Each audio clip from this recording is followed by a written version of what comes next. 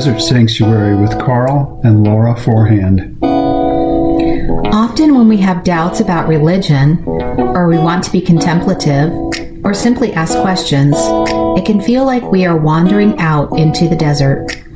We would like to welcome you to our sanctuary, the Desert Sanctuary. We've tried to pick guests that resonate with our fellow friends and seekers here in the desert. Our hope is that you will find life for your body, soul, and spirit. And now, here is our show.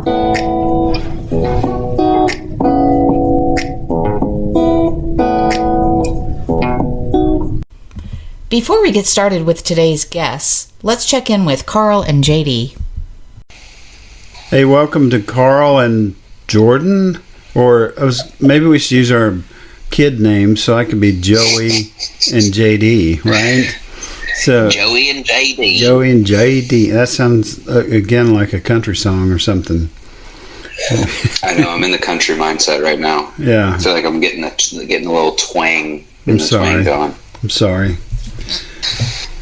Yeah, well, it's never gonna leave. It's in there deep. Yeah, so you're in Taiwan, but Donald Trump was indicted this week or last week. Thankfully, Marjorie Taylor Greene and George Santos showed up there. It was kind of funny. First of all, Trump called for mass protest, I guess he wanted them to come and save him, but I don't think very many people showed up. Let's just say maybe the funnier thing. Yeah. I was going to say the funnier thing I think is that he wanted them to show up in New York and they didn't. Like more reporters showed up than protesters, but a bunch of people offered to show up to Mar-a-Lago and he was like, "No, that's okay, thanks. You guys are a bit dirty. If it would just be surrounding my beautiful golf course." Right. Exactly. He was just like, "No, thank you. No, thank you." Yeah, not here. Yeah, don't. In the words of Kamala Harris, don't come. Don't come. So Marjorie Taylor Greene shows up, jumps out of her Suburban or whatever it was, and grabs the microphone. What do you call it? Megaphone? The megaphone, and starts to get a camera, get a non-camera shot, and not really anti-protesters, but just New Yorkers kind of overran them. All the New Yorkers just coming to see what's going on. There was a fair amount, I guess, anti-protesters, and there's the Blacks for Trump and different groups like that came to protest. So I would say under 1,000 people, but the regular. And you have all the New Yorkers too that are just like, I'm walking here, yeah, or exactly. I'm from Long Island. What are you doing? And I'm from here. I'm from Long Island. Yeah, exactly. I think Mom needs to bust out her New York accent. Where's that at? I think she lost it somewhere. But she lost it. Probably lost it in Texas to the Texas twang. Yeah, some Marjorie Taylor Greene's trying to rally the troops, on her megaphone, and she's this little short thing, and the crowd's just overrunning her, and you get her and Santos running for the ride, jumping back in their ride and leaving the scene. I guess maybe they went to Mar-a-Lago later to watch the speech, but probably it's. It's interesting that Marjorie Taylor Greene, I guess Santos has admitted it now, but I figured she'd be mad at him because she was really worried about Jewish space lasers, and Santos was at first lying about being Jewish. He invented those, right? Interesting friends. Yeah. Yeah, maybe they were like fake. I mean, obviously the Jewish space lasers were fake, so maybe they were created by Santos. Yeah, obviously.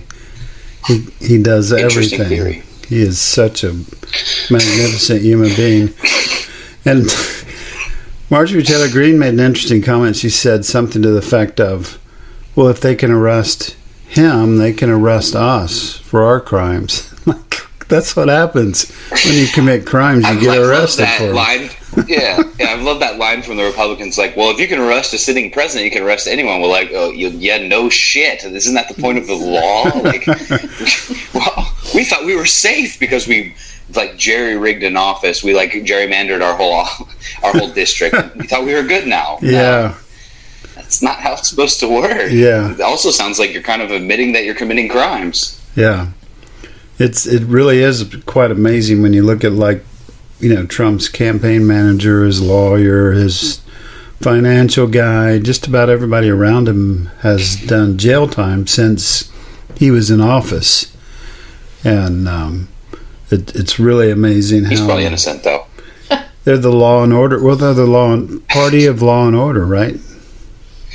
Right. Well, now that's switching, though. They're not. They're less and less the party of law and order. They're more because everyone's. You know, I mean, it happened under when the FBI was talking about Trump too. Well, now we're anti. We fly the Blue Lives Matter flag, but only for the ones that support us. Right. The other ones are corrupt. They do what they say. Yeah. They're deep state. You know, even though the deep state, if that exists, is all cops. Like, it just doesn't really make sense. Also, they should love Kamala Harris. She's top cop in California. Sent a bunch of like poor black mothers to jail for drug crimes. So indeed, I don't understand where I don't think it's going to happen. the hate comes from. Anyway, I mean, she is half black, half Indian, so it makes sense that they hate her. Got two reasons to hate her. Let's be honest. Yeah, she's quote unquote a foreigner and African American. So, and a woman. So anyway, 3 strikes. And now back to the Desert Sanctuary podcast with Karl and Laura Forehand. Hi, welcome to the Desert Sanctuary. I'm Laura Forehand. I'm here with Karl Forehand, and we're glad that you are joining us today for another episode of the Desert Sanctuary. Before we get started, I'm going to kick it over to you. What do you have to share with the wonderful people listening tonight? Well, this won't come out till May, but the book Out in the Desert still jumps back up there every once in a while. Was that crazy? 3? That was at 3 number today. 3 today in this category. So I don't know what's going on, but it's nice. Yeah. Anyhow. So also the YouTube channel now has a lot of our podcasts on it, and trying to encourage people to go out to that and check out the YouTube channel and like and subscribe and all that. Since I've started to promote subscribing to our channel, I think we've probably added 20 people maybe. Nice. But that's something anyhow. That's right. I don't know how, like, social media people, you know, people that are really good at, I don't get it. Some of them have hundreds of thousands of followers. We're not quite that exciting, but I think we got a good thing here. So yeah, I'm not ashamed of it. No. Also, the new book, The Diner, is coming out, and I totally self-published it, including creating the cover for it. So excited about that. I decided to kind of open up some new doors and so on. So it's the second novel that I've done, and it'll be out May 9th. So people can pre-order. By the time this comes out, I think it'll be out. But excited about that. Yeah. But that's not why we're here today. We're here to talk to Amber. Right? Yeah. So Amber started really evaluating her faith in her early 20s, and it's continuing to grow through all difficulties from leaving a cult. After many years of deconstructing, she decided to start her social media presence, speaking of social media, to give voice to cult survivors. Hey, maybe she could tell us about it. Maybe. She could coach me. Maybe. I'm going to finish her. Most people say I'm going to have to get more exciting. I'm going to do that kind of stuff, and I'm not.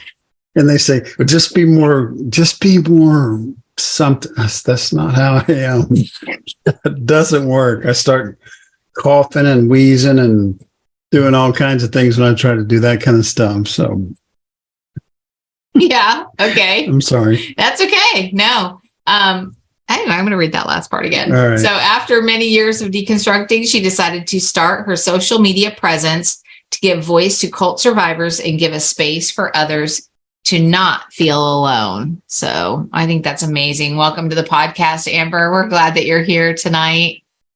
Thank you so much for having me. I'm so excited to be here. Absolutely. And I forgot to mention, we're doing one more thing. We've included a segment on every podcast. We'll have one on this one also called Joey and JD. It's me and my son, and that's both of our nicknames. But I think it's funny. our son is... It's just such a drive. Diminishing. Why? I said, I think it's funny. He said, it's kind of funny. There are very funny parts. There are very funny parts. But you have to kind of be there to like really grasp it. Because I think you guys are both like really quiet laughers, but you do crack each other up. Yeah, the last one, we just did one episode, but we brought you in for laugh appeal. Yeah. Because both of us just kind of snicker. Yeah, you snicker, right.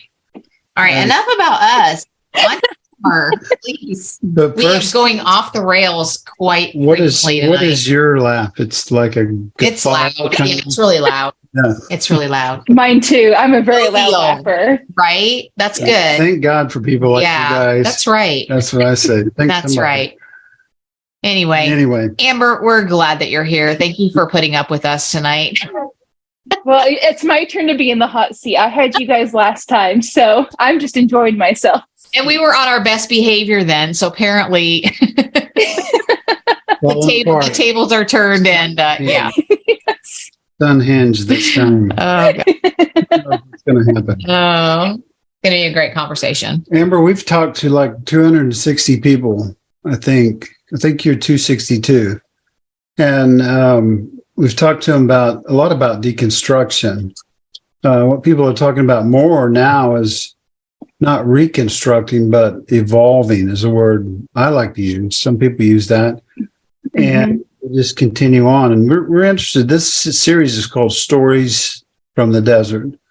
And we'd like to hear your story, first of all, and how you're moving out beyond. I don't know if you're still going to church or whatever, but just that deconstruction story. So go ahead, tell us. All right, should I start with it's the best of times, it's the worst of times? There you go. Yes, it is something like that.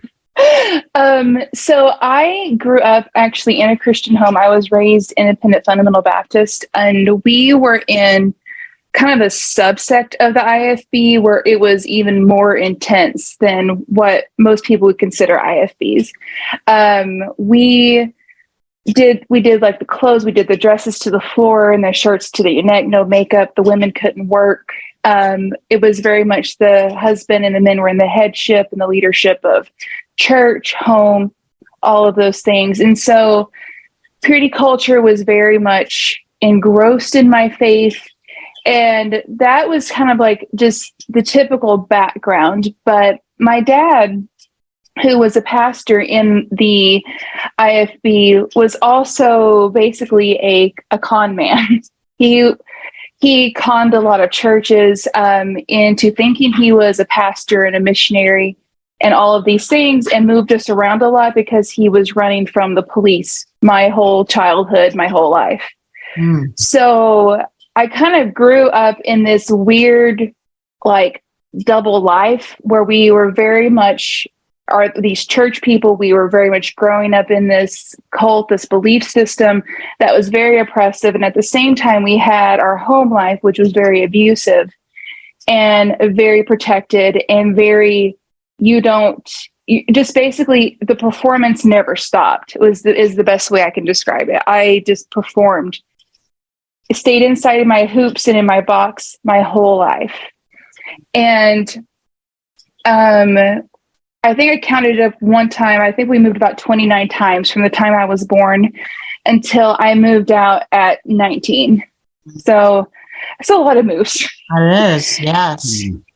And we were homeschooled as well, so we were pretty isolated. I didn't have a lot of friends, other than just like older people in the church.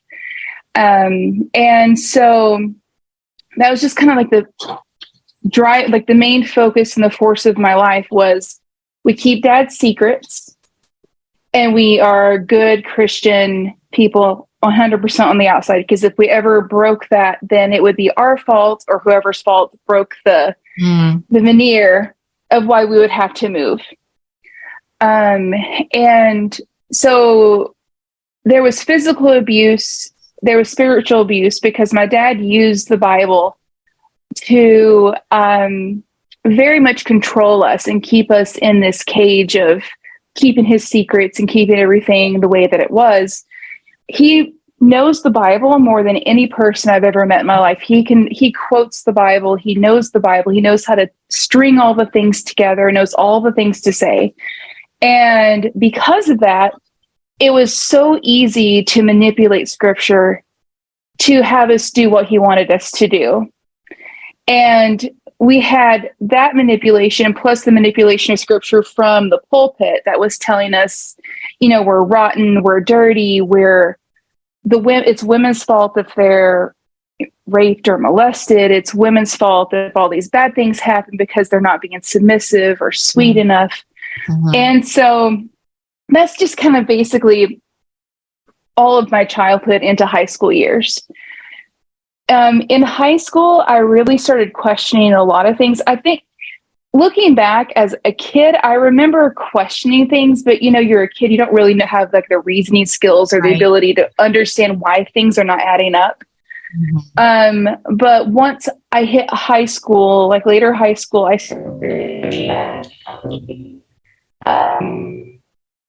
that was put on me, like telling me I couldn't work or I couldn't move out of the house until I was married, that my dad had to arrange my marriage for me. He had to approve who I was courting because I wasn't allowed to date.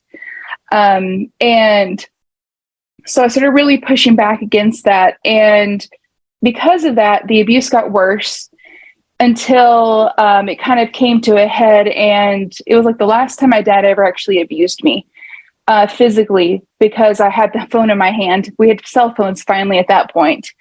Long before that, and there was no such things as cell phones, right? Mm-hmm. And I had the ability to call the police myself. And if anything in the world scared my dad more than anything, it was the police, because he was running from them. So I threatened to call the police on him, and he basically said I was a rebellious Jezebel, that I was never going to do anything good with my life. And because of my actions, I was not worthy to talk to him. And so he gave me the silent treatment for about 2 months after that. Like, I would walk in the room and he would totally not acknowledge my presence at all. Mm. And so that was kind of like the first big knock kind of against my faith about where I believed, going, okay, there's something not right here. Why is this not adding up? This is, I'm told that God is this. I'm told that God is, love and forgiveness and judgment and justice. But what I'm experiencing is abuse, control, manipulation, and bigotry and hatred and all of these other things. So my brain could not connect the two.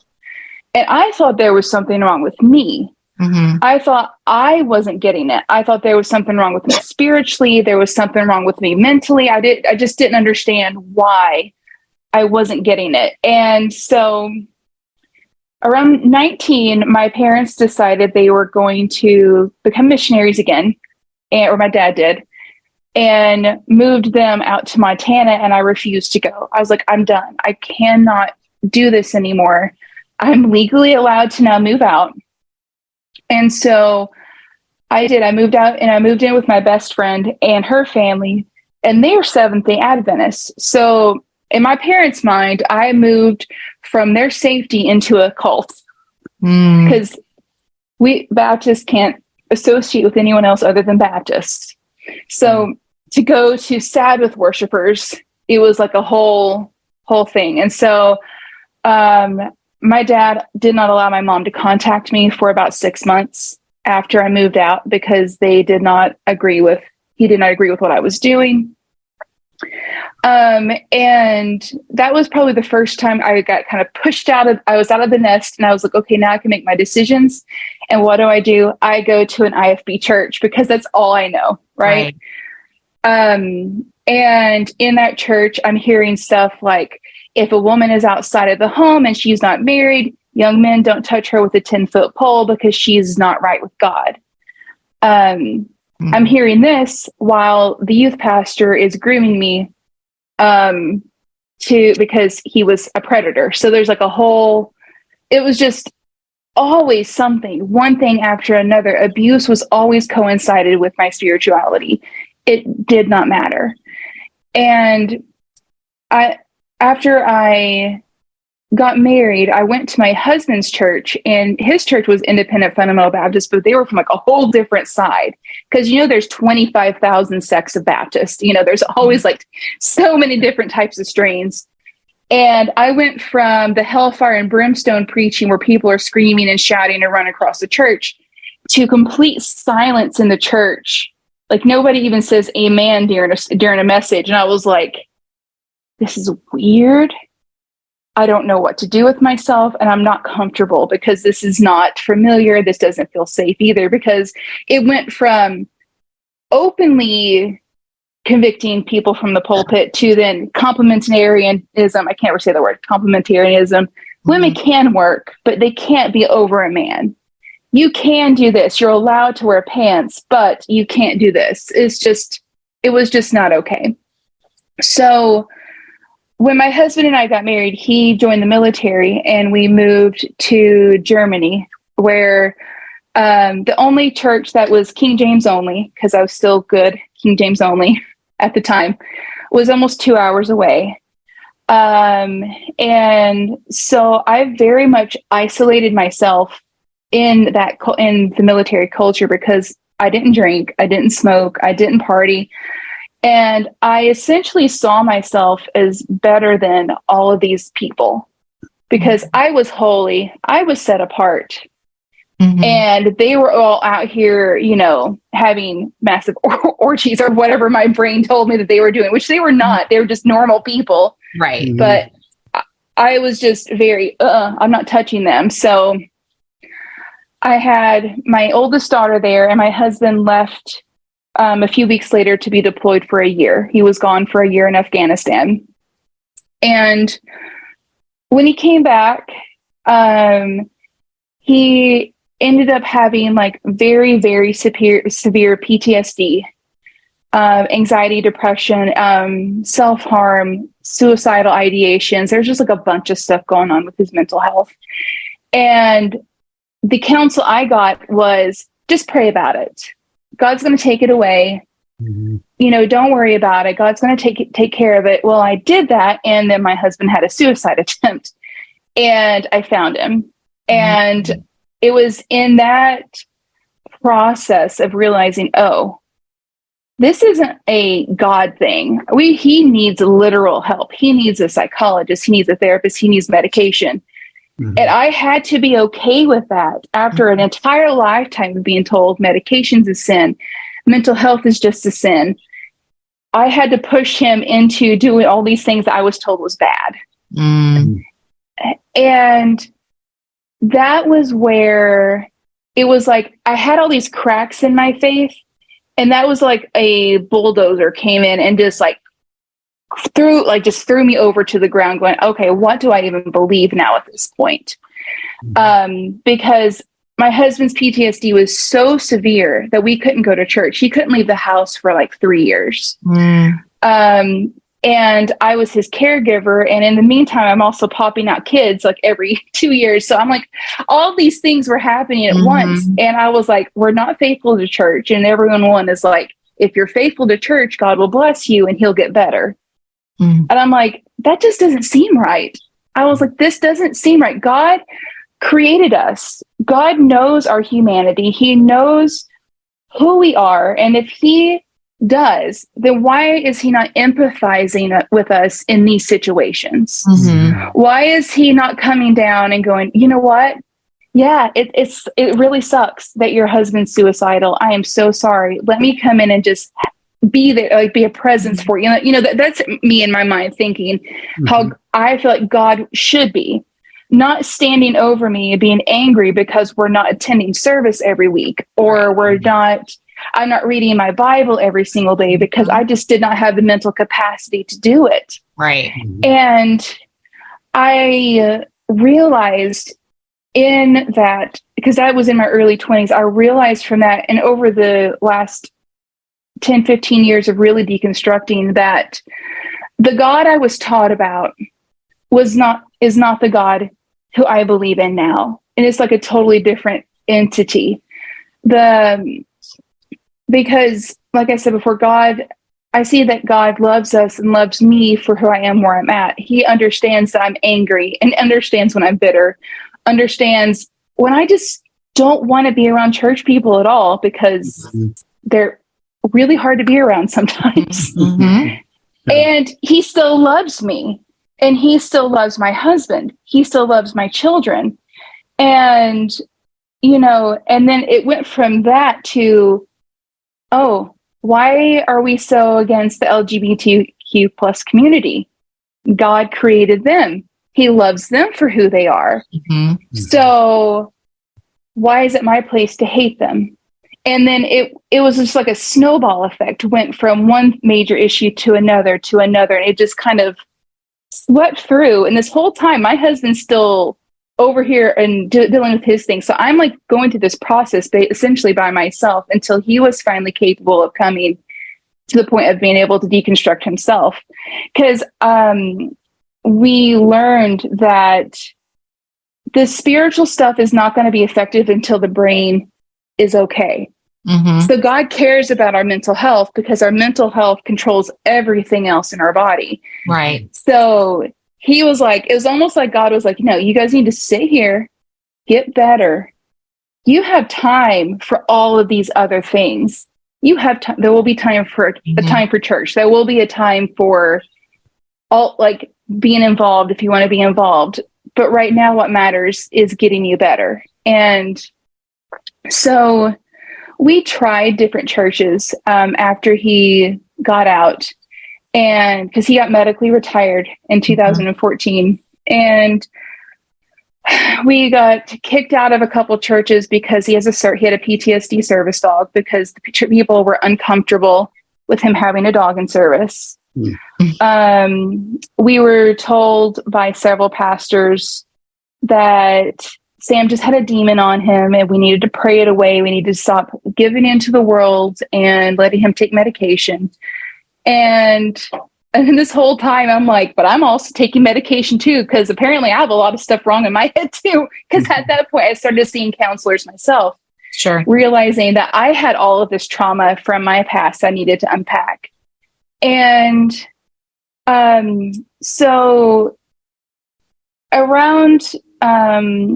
we ended up in an IFB church this last time, but this time it seemed like it was different at first, because I think for me, I was trying so hard to hold on to the thread of the independent fundamental Baptist, because that's just what I knew. I know the language. I know how to navigate that world. And so this church that we found, women had equal footing in the church, with the exception of you couldn't preach. But you could be more involved. Women could work. Women could do all these things. But the pastor would push doctrine that was very racist, very homophobic. The things that he said about African-American people, like, I can't even repeat because of how bad it was. And it was just like, I'm done. I realized at the end of last year that both of us did, that we were just done with that type of church, or church really in general altogether, because we were so tired of getting invested, falling in love with people, and then realizing the church does not line up with our moral code. Because we never quite fit in with the independent fundamental Baptist, because we were too liberal. I mean, I have tattoos and I have piercings. And he has tattoos all over him because he's former military. We have 3 daughters who we allow a lot of autonomy. And I mean, we still are raising them and instructing them, but they are not being raised like I was. And so we never fit in, and we never really fit in with the world either, because we were too afraid to make that shift. Right. And late last year, we finally made the decision to pull the plug, and we left the independent fundamental Baptist world for like the last time. And that was whenever I started my platform, because I felt like I needed to almost close that chapter first before I could really put out in public who I am. Because I feel like I hid this part of myself for so long. It was very scary to make that step of going, I was playing pretend for the last 5 years, which sounds really hypocritical, but really it's more survival than anything else, because that's all you knew. Yeah, it's all you know. And so once we left, I started my YouTube platform and my Facebook page and the TikTok to start talking about all the things that I've experienced and talk about how it is harmful and how we need to bring light to how harmful it is. And we were very fortunate, just by happenstance, to kind of stumble upon this church that we were like, oh, wow, we really like these people. They are okay with they do other versions of the Bible, which I don't think there's a problem with that. I think there's you can get a lot more out of the Bible, I think, if you open up your mind a lot more. Anyway, I'm going to start rambling. And because it's one of my soapboxes, so I need to stop. You're fine. But we invited the pastor and his wife over, and we're like, listen, we're just going to lay it out for you. This is who we are. Mm-hmm. This is what we believe. We have no expectation of you guys changing, but we're not going to get into another church until we know, because it affected our kids to just be pulled out of a church. It was just a whole thing. Right. And it was probably the first time ever in my life that I have sat down and talked to a pastor and his wife without feeling a power imbalance. Because there's always a power imbalance with a pastor and congregants. Mm-hmm. They answered questions, they asked questions, their belief system and the way they believed the church should run very much lined up with our moral compass, that how we wanted to raise our kids. And so we started going to that church, and it's been a weird experience for me, because to me, it's how church is supposed to be. And I've never been in how a church is supposed to be. Does that make sense? Yeah. So it's like, I have all this baggage. And so I'm waiting for the shoe to drop. I'm just going, I don't know if I trust this. This is weird. How many people's drunk the Kool-Aid? Am I drinking the Kool-Aid right now? Yeah. It's like this weird in between. And they've been very gracious about my own struggles, and they don't have this expectation of that we have to be there every single service. They're like, we understand you're dealing with trauma. There's a lot of stuff going on. Come when you can, be involved when you can, or don't. We love to have you no matter what. And I'm just like, it's so weird. I don't know how to feel about that. So I very much still have my faith. I have a faith that is, the best way I can describe it is it's very solidified to my own personal belief system. And I really think that's how God intended it anyway, is for us to have a very individual relationship, not so much a collective, what one man says the rest of us should do. It's more of what God and you kind of, talk about in that spiritual journey. So I can ramble and ramble. I'm sorry. I feel like I've and when you develop your own system of belief, you don't owe anybody to explain it to them. You don't have to explain it to them unless you want to. Same way with your story. You don't have to tell your story unless you trust the people you're telling the story. That's why we take this so seriously. Right. When people tell us their stories. You mentioned getting small. You might not use those exact words, but we've heard that a lot, especially from women, that when there's high control, the survival is you just get smaller, and you fly under the radar. You said you learned how to do that, right? Yes, very much. I have this, I'm already empath by nature, but it's almost like that skill's very much sharpened because of having to become so small and very intuitive. I've learned to read a room and know exactly what I should do, how my energy should be. And it's really, for a long time, I thought it was like my spiritual gift too, because I want to serve other people. And now on this side, I realize it's my survival skill. So I know how to keep everyone happy. Yep. So I'm safe. Mm-hmm. Mm. And so now that I realize that's what it is, I've been working on the last couple of years learning to turn that off, because it's very much a natural instinct. As soon as I go into a room, I'm like, okay, what can I do to make this as easy as possible for me? Mm-hmm. You know, and now I'm like, I don't have to worry about what other people's emotions are. I mean, not as in like in a callous way, but I don't have the responsibility to take their emotions on and make sure they're happy so I can be okay. Mm-hmm. So it's been a learning process. Mm-hmm. Yeah.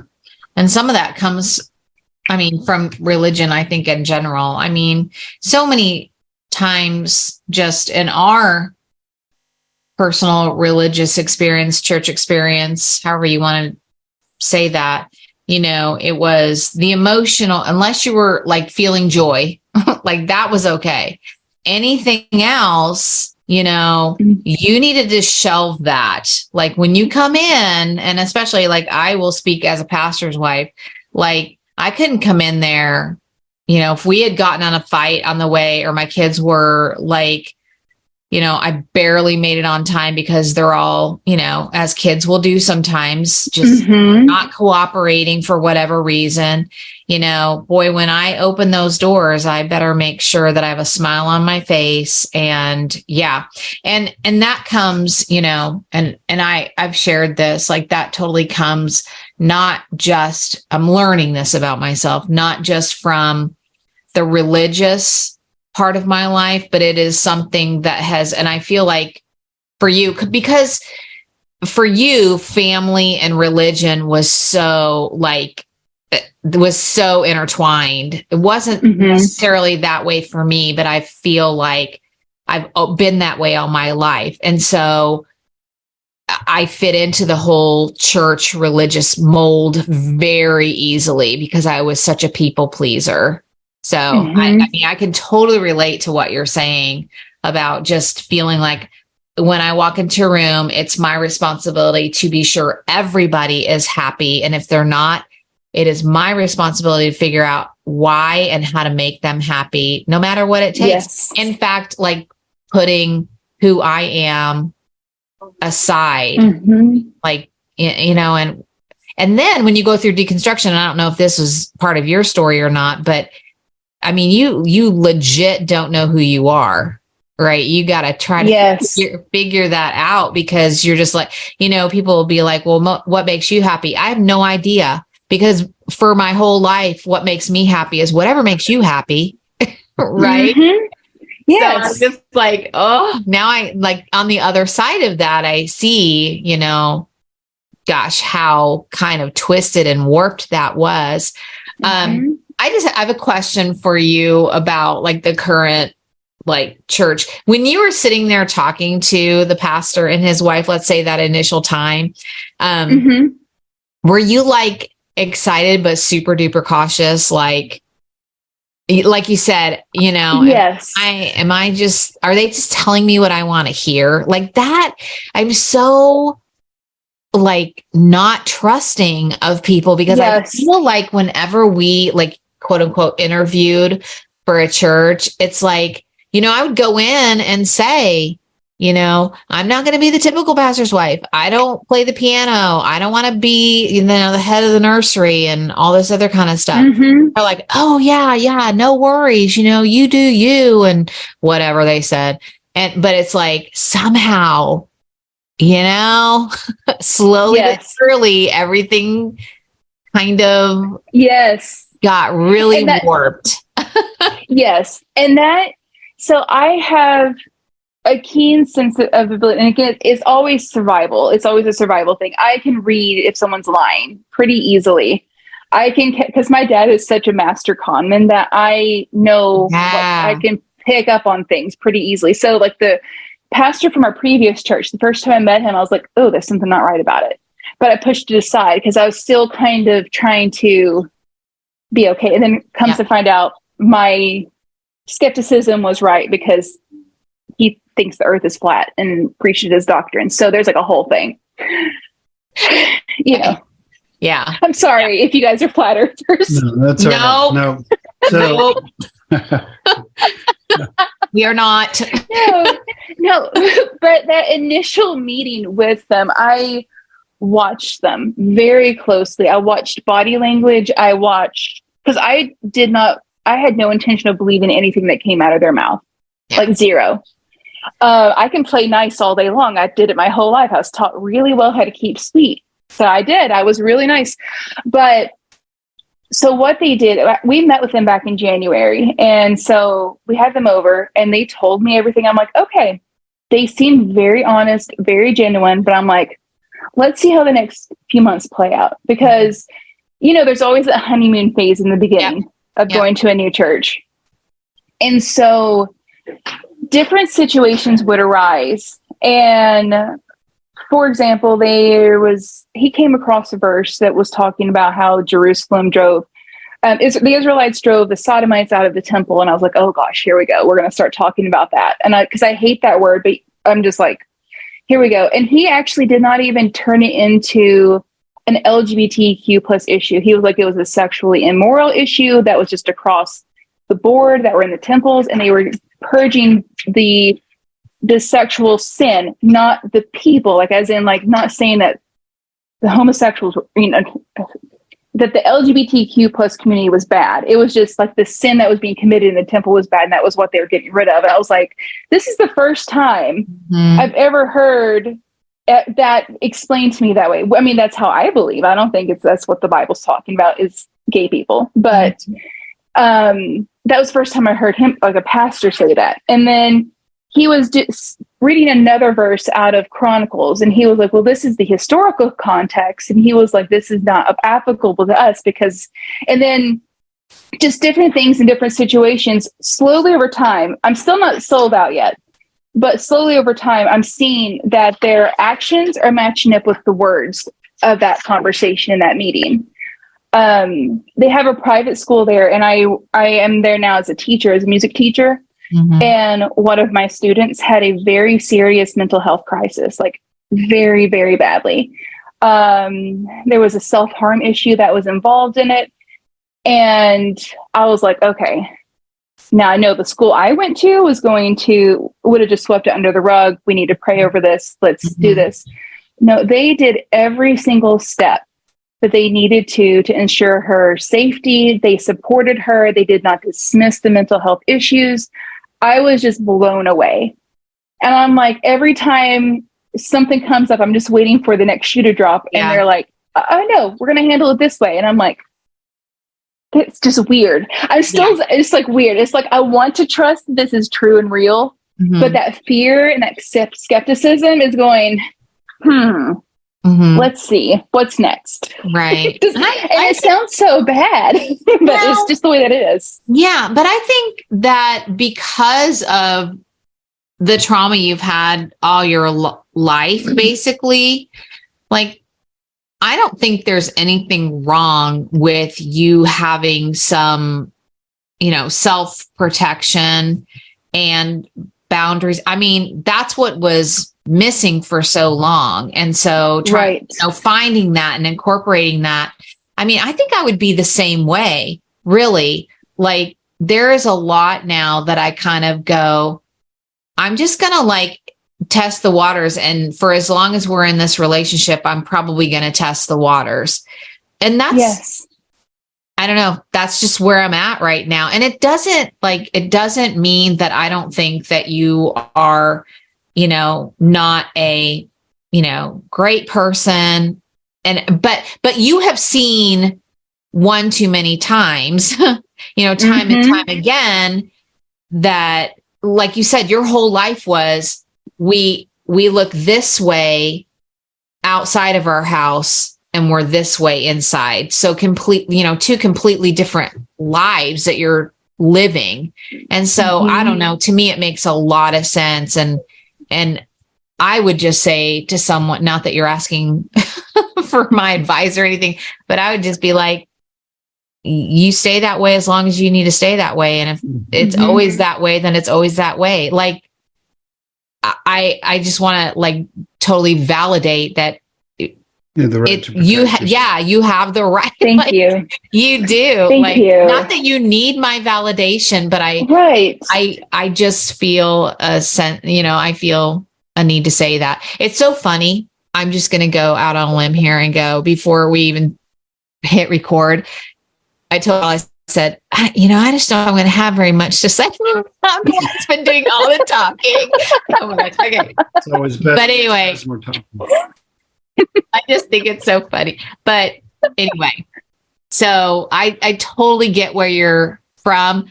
I think I will always have, I don't know what you want to call it, the first word that comes to my mind. Skepticism is good.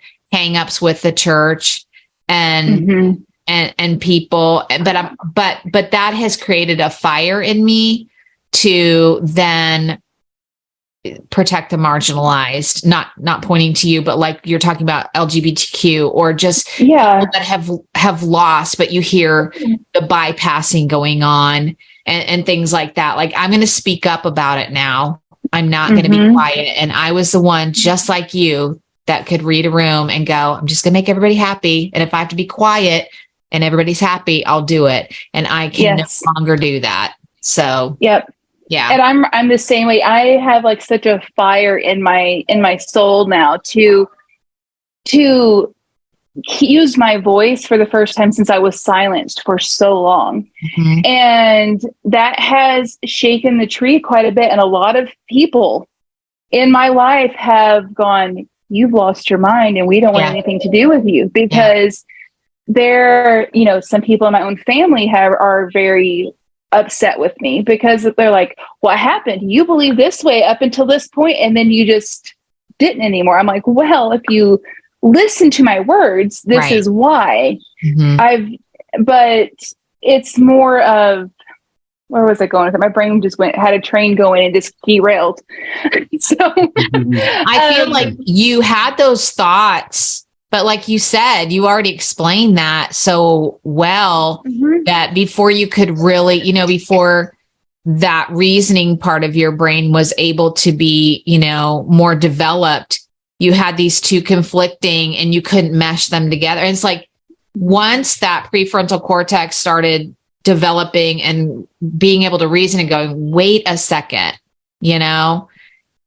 I'm going to call BS on this. So I think you really explained that really well. And that's when you're able to go, okay, I've got questions and, I need answers if we're going to go any further, like on this path. So, yeah. Yes. So I want to say something. So we'll let you get a word in. Yeah. I always say it's better if Laura asks most of the questions, he does most of the talking, we'll be better off.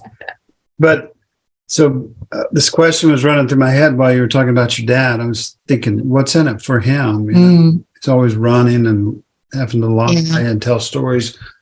But I remember back when I was younger, talking to my sister about the Catholic priests, and their abuse of children and things like that. And I said, why is there so many? And my sister, I believe it was my sister, said, the Catholic Church doesn't create pedophiles. Right. The Church gives protection to pedophiles. Right. And I think it's the same way with most pastors. There's something about the way we do things, and I think if we're ever going to, if she and I are ever going to go back to church, if we're, sorry, shaking her head no. I understand. Because there used to be a lot of talk about, okay, so how do you rebuild it? And I'm like, well, I don't know if I think maybe it needs to die off and then come back. But if it's going to come back, we've got to change that role where there's a guy, and it's usually a guy. There's some women pastors, but it's mostly guys that has all this power. He can't be questioned. he can avoid, psychological counseling, even though most of them probably need it. Right. And can then traumatize others. But as long as, because the goal is to keep the organization running, as long as the organization's running, then there's some casualties. There's some people get run over by the bus. And yeah, I think most pastors kind of look at that, well, they just didn't follow along. They didn't get in line and get small. And we just got to get away from that there's one person lecturing to everybody week after week after week with very little, especially if your church is over 100 people. You'll never get to talk to that guy. But yet he can tell you how to live, what to believe, what to think, and he does it effectively. Yes. And then even if he has an affair or something like that, they may bring him back if he's a good enough communicator and gets people in the seats. Yeah. So we got to fix that. That's all broken. Yes. And it's dysfunctional. So, well, because it's all right now in most churches. Because I know there are some good people out there that are running churches. Sure. But for the vast majority, it is all about the numbers and the income. Yeah. And so it doesn't really matter what happens with the people necessarily. It's all as long as they are coming in and they're filling the seats and we're showing some type of growth and progress. And I know, being in music ministry, that for pretty much my whole life, that music is used in a service many times to manipulate the emotions. Right. And like, we would have meetings go, okay, we're having this song here, we're placing this song here, and this is how we're doing it for invitations. So we're tugging at those heartstrings. Yeah.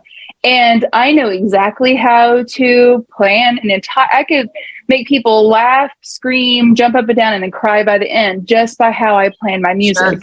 Sure. Yep. And a lot of times I've noticed that pastors will do the same with their messages. They will set a goal in mind. This is how I need to get it. So we're going to combine the music and what I'm saying in my message to get to this goal. And the spirituality gets knocked out of it because it's all about, what is going to be profitable for the church and for the pastor, and less about what's going to be good for the people. Mm-hmm. So I agree. I think it needs to change.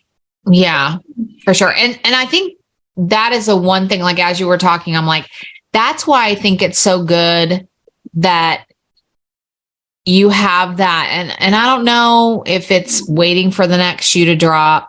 I mean, I remember using that same terminology with Karl many times, but I think there's something positive about that, because I hope I don't offend you, but I was told a long time ago that I have a really high bullshit meter. Same, I do too. Right? And I think that's good. I really do, because you've been through enough and you've seen enough to go, okay, as long as this conversation, I can look you in the eye and I can believe you, then we're good.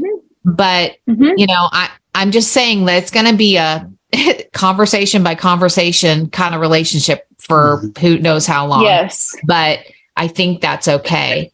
So what are some ways that so Karl was saying, like maybe there were some times in your life, in your church life, in the past that you felt small. So what are some ways that you have gotten big? How have you allowed yourself to grow and get big? Use your voice, all those things that we're talking about. What are some of the things that you've consciously done? Because I do think it has to be a conscious effort. It's not just going to happen. Yeah. Yes. So for me is I was always put in a very particular box with music. Like, I was told I could only stay inside this gospel section because I didn't have the talent to branch out. I play by ear. I taught myself how to play. And so in 2021, I met a violinist and we started talking, and because of her confidence, she's not even a Christian, she's an atheist.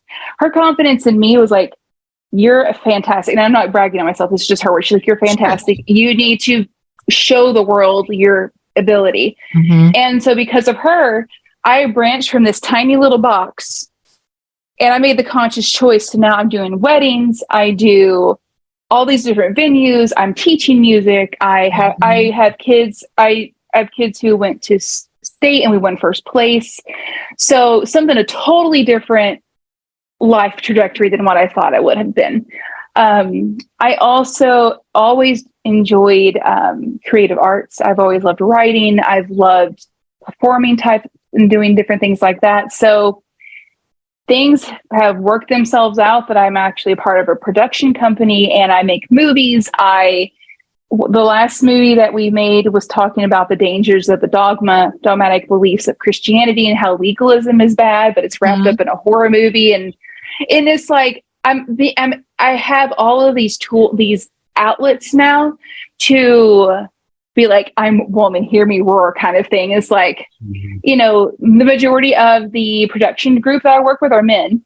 Mm-hmm. So I'm going off, and I know it sounds, as my mom would say, you're going off with these men in the dark, but it's like, I am able to see that it's normal and it's okay for me to have platonic relationships of the opposite sex, that it can have a totally professional relationship. Sure. My husband trusts me. He knows I'm not going to do anything crazy, but just even small things like that may not seem like a big deal to the outside world is massive steps for me going, I am coming into my own. I know who I am now as a person. Whereas even 3 years ago, if someone had asked me, I would have had no clue what to tell you. Yeah. And so I have all of these things going on for me now. And, the YouTube platform or the social media platform is just one piece of it. But to me, the social media part of it is like probably the dearest to my heart, because now I'm getting to voice on my terms, my experience with religion and how I dealt with it, how purity culture affected me, how it's no longer going to affect my children, and put my voice out there. And it's now I'm getting a lot of kickback, but at the same time, I'm getting people saying, "Oh my gosh, I relate to you." Yeah, I'm so happy that I found this. This is and none of this is for me to go like pat myself on the back and go, "You're doing a great job." But it makes me happy is that my story and what I'm doing and my voice that's no longer silent is reaching people who may still feel small. Right. And so I would just say, maybe it's okay to pat yourself on the back. Thank you. Okay. Yeah. There we go. I did it. I caught something while you were talking about, you mentioned your kids and you said, I give them a lot more autonomy, which you just kind of said in passing, but that's a huge thing. And I'm assuming you can tell you've done that for yourself and you're passing that on to your kids.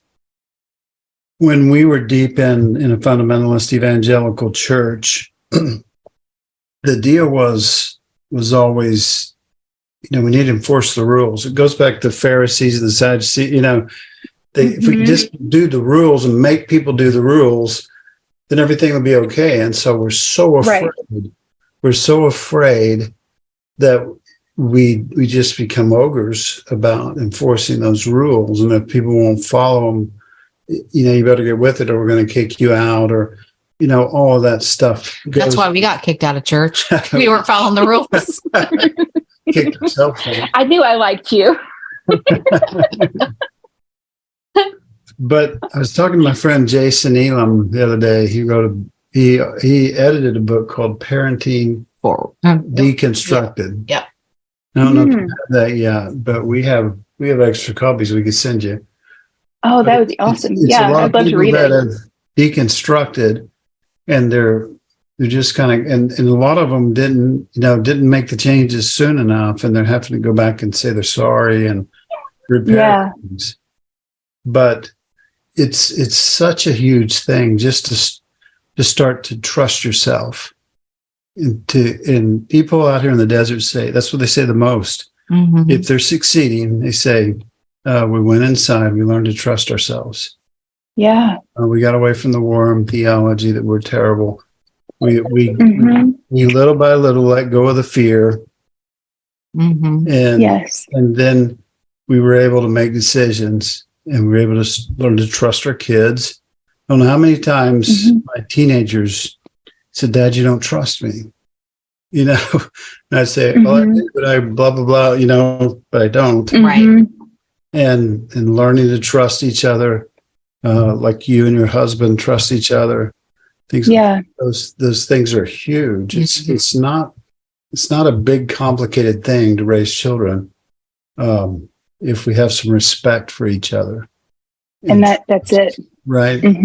So I don't know what that lecture was about. I just came. But I got no, but you're right, story. Though. I got most of that from what you said. Yeah, right? Well, I mean, because if my children are humans just as much as I am, and that's how I approach it. They need respect just as much as I need respect. And yes, I call it pulling out my mom card. I have my mom card on reserve if needed, and so does Dad. But I remember growing up with such a fear of talking to my parents or my mom about anything. Because whenever I was like 13, I had a crush on this guy at my church. Normal 13-year-old girl things, right? So I wrote in my diary. So my parents broke into my diary, read it, and I got in trouble for the contents of my journal. And I'm like, that was so traumatizing. Yeah. Like I have a hard time journaling even as an adult now, because I'm like, what if someone reads it? But I'm like, I'm never going to do that to my children. I don't care how concerned I am. I'm not going to break that trust. And so from like the earliest age, I can remember my oldest daughter, because she loves to write. She's had journals, whether it's scribbles, drawings, or whatever. She'll say, "Mom, do you want to see this?" I'm like, "Only if I have your permission." Because I'm like, I want you to realize that there is that respect of that space of privacy. And I know, I'm sorry, if you can hear my dog, I'm so sorry. It's fine. Me. And so one that can go up at any time. Yeah. And so, but now she's turning 12. My oldest is turning 12. So we're getting into the hard years. Sure. Not like the baby hard years. We're getting into, I'm like the stupidest person in the world. Yes. Yeah. But even now at 12, which it may change over the next few years. I'm not predicting the future, but even right now, we still have such an open communication. She talks to me about everything, including things that are extremely uncomfortable and awkward sometimes. And it's not her fault that they're uncomfortable for me. Right. It's my own fault. It's because of all the things I've dealt with. That's why it's awkward and weird. And that's not her fault. So I had to put that aside, have that conversation. And once she leaves, maybe have my mental breakdown. But, and I found because we did the whole spanking them, like the whole pearls thing in their early days. And I regret that, because effective, honest, and open communication has been the best discipline tool than any belt or paint stick or glue stick or whatever else I had at the time to spank them. Because it's building that relationship. Yeah. And for me, that's what's been the most important. And we are looked at like we're crazy, but our kids are good kids. They behave well, but I think it's because they have that security here. Yes. In home. Does that make sense? That makes perfect sense. Definitely does. And like I do a lot of my own research, if you will, with like trauma. And so when you said that, it completely made me think of something that I posted on Facebook that has to do with education, but this goes for parenting as well. And it says you can't punish somebody into learning a new skill, no matter how much you punish somebody. Even worse, you can't exclude somebody with the expectation that that's going to help them learn anything new. And I think if we apply that as parents, like we can think of that in an educational setting, yes. But the same is true with parents. If we're just going to scare the shit out of our kids They're not going to learn anything. Well, what they're going to learn is they're going to learn that we are not a trusted adult in their life. That's it. That's what they're going to learn. And we have had, and they're going to stay small, right? Because basically when we do physical harm to children, we're telling them, you stay small. I'm big. I'm powerful. You're not. Yes. And we have had to go back and reconcile that in our family as well. And I mean, it's been so healing, and I mean, granted, I still have moments where this wave of guilt and shame just, and I will reach out to, one of my daughters or my son and just say, I am so sorry. And they're like, we know, Mom, that you did the best, but I was parenting out of fear. We were parenting out of fear. Right. Yeah. And so, yes, I hear you. And I love that you're doing that with your kids. I just think that is going to just, that breaks the cycle, right? That just breaks so much of that cycle. Right. And it's just beautiful then to see your kids just grow up in a much healthier mindset because they're not afraid of you and they know you can trust them. Yeah, exactly. And that's weird for me sometimes as the parent, because I'm like, my girls are very opinionated, but I'm also very opinionated. And I have to stop myself from going, no, you don't talk to me. So the rule is, you can talk to me, you can be angry with me, just don't be disrespectful, because I'm not going to disrespect you. And this has to work both ways. And so people will hear our conversations and like, why don't you just tell her to be quiet or put her in timeout? I'm like, well, what does that resolve? Right. That just shows, like you said, that power imbalance. And I win because I'm the adult. Right. That accomplishes nothing. It does not set them up for successful life skills, because I don't want them to enter a world like I did, where I was taken advantage of and put in every trick bag you could possibly think of, because I was so naive and had I had this mindset that I had to stay small to be safe. No, you have your voices, girls. You yell, you scream, you make your stand. This is who you are, and this is okay. And if nobody likes it, F them, that kind of thing. Right. Well, and that is something too. And we've talked about this a lot, emotions are just, I mean, like I said, when I walk through the doors of the church, I better have a smile on my face. Anything else any other emotions that I'm having that might be considered negative, I need to leave those outside. And that's what we have the potential to do that with our children too, as if anger and sadness are a bad thing. They're not. We all have that in us, and what a beautiful gift for you to give to your children, to teach them, an appropriate way to respond when you're angry, when you're sad. And here's the deal with that. They're not always going to do it right, but neither do I. And I'm 58 years old. I do not always do it right. 58. And that, okay, whatever. No. Did you know? He's like, you're 58? Surprise. I know I look good. Okay. Yeah. I know. Anyway.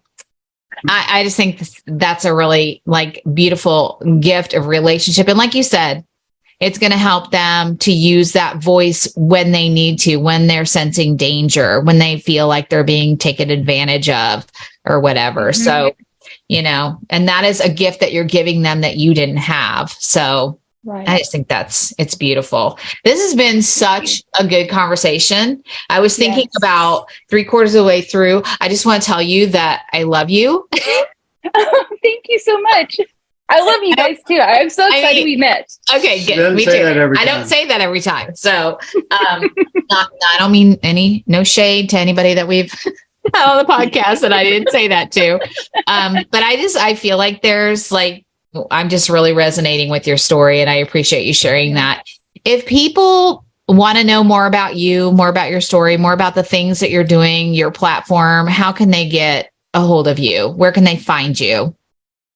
So they can find me on Facebook at Fundie Freed, and that's Fundie Freed.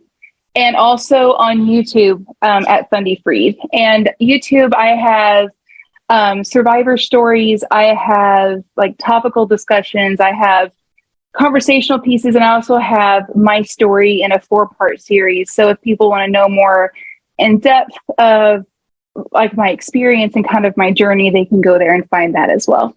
And Carl and Laura. Yes. Were there. They were, yes, their episode is actually currently live. It was I had so much fun talking to you guys. It was a great interview. It is fun. And I do want to say to people, like, that is your story and that is sacred. And if, like, my thing is, if people don't resonate with it, then you don't resonate with it. But please be kind out there. Like, people are being vulnerable and sharing their stories just like you have. And like, let's learn to just be gracious with one another and go, that may not be my story, but I'm going to sit here and listen to your story because it's important and it's sacred. Yes. And so we're thankful that you shared your story with us here today. Thank you so much. Desert Sanctuary. Thank you. Everybody out there, we want to thank you for tuning in today. Also want to remind you to be where you are, be who you are, and be at peace. Thank you for joining us today on the Desert Sanctuary. Remember, all that wander in the desert are not lost. We hope that you know You are seen you are heard and you are loved.